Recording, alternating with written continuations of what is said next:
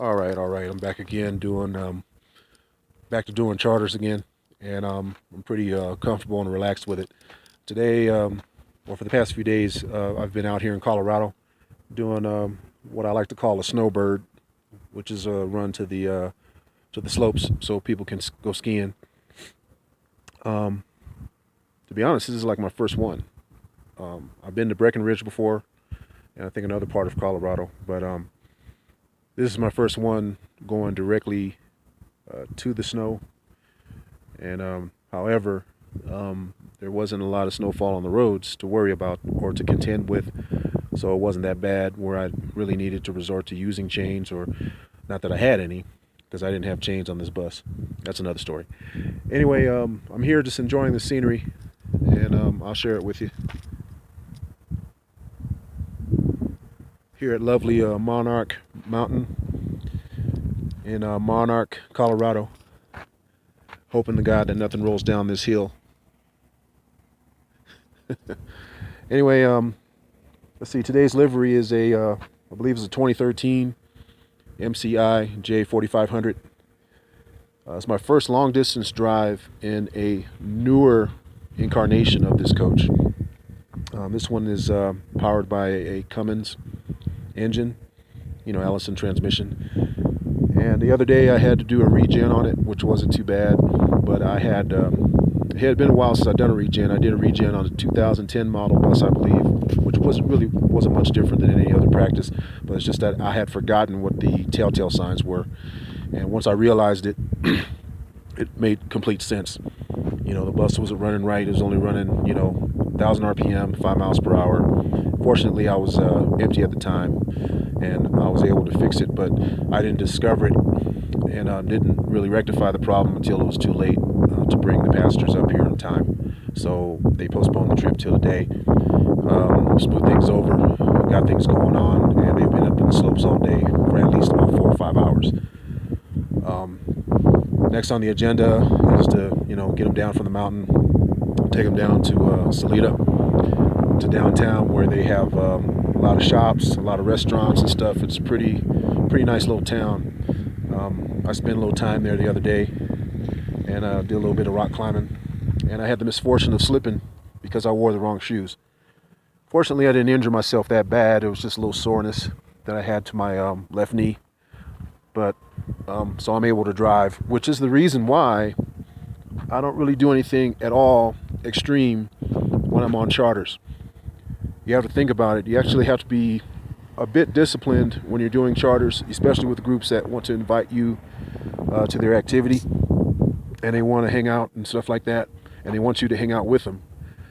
You have to understand and regard the fact, and also convey to them that you're here for business, and you have to remain at all times ready to drive. And that's your main thing, is to be ready to drive at all times. You never know the situation. You never know, the itinerary might change, the weather might get bad, you might have to do some emergency driving, whatever the case is. You might have the trip might get curtailed early. So you always have to be ready, you always have to be rested, and you always have to clear hours and have your hours clear, just in case you have to drive someplace and drive back home to the point of origin. So having all that in mind, I have a really steadfast rule to not engage in any extreme activity when I'm working on a charter. And whenever I'm on a charter, my name is on paper. So obviously I don't take in any alcohol, nor am I at any establishments that offer alcohol if I can avoid it, such as sitting at a bar while you're in uniform or anything like that. Speaking of uniform, it's pretty relaxed right now.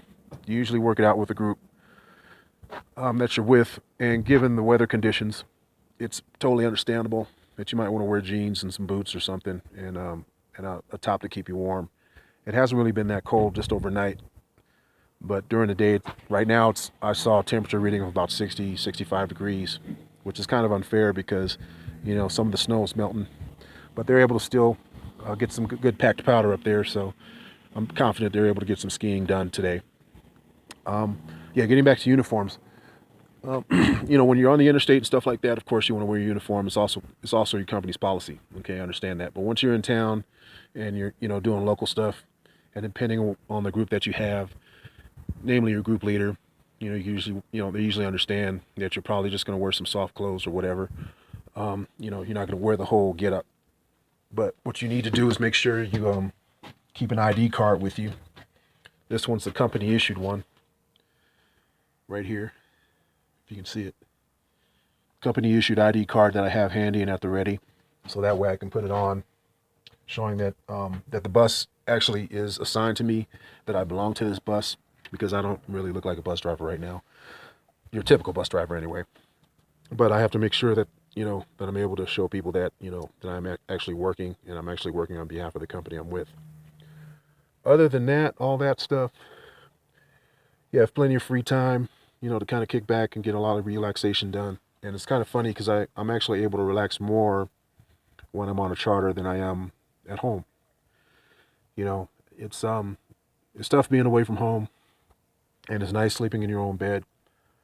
But you get kind of a built-in vacation when you're doing this type of work. I mean, there is work involved, but this is kind of, in a sense, a paid vacation, if you will. So you kind of take it as that. Make sure your equipment is safe to operate. Make sure it's in, good condition.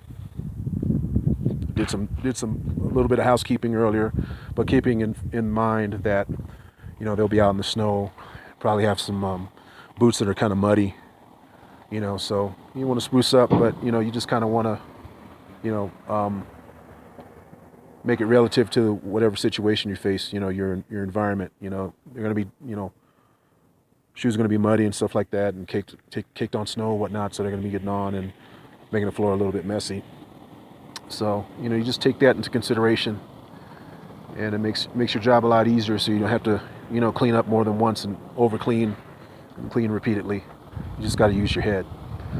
So that's pretty much what I got going on here in a nutshell. Just waiting for this group to show up. I'm here, at the time before I need to be, which is always good practice. You usually want to get to, you get to a spot, or you spot to your location minimum of 15 minutes before your scheduled time, or the time that you're appointed to be there. It's just usually good practice. And when there's possibly inclement weather involved, I like to show up even earlier than 15, 20, 30 minutes. I like to get at least in the area within about 40 to 45 minutes before pickup. That way, you're in the vicinity, and you're ready to go and scoop them up. It just helps make the trip go smoother in the long run. Because quite honestly, a lot of times people are ready to go. When it's time to go, they're ready to go. Obviously, you're ready to go too. So that is pretty much it from here at Monarch Mountain Ski Resort. It's me, the Road Glider. I go by Finn Diesel or Duke, AD, Finn Dog, A. That's how we do. There's some more scenery, and I think my crowd's coming right now.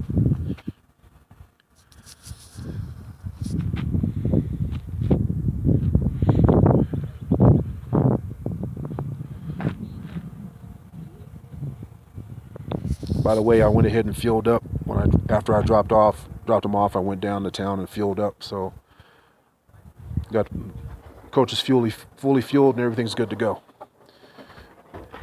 Yep, this is my group coming. I'll see you guys later.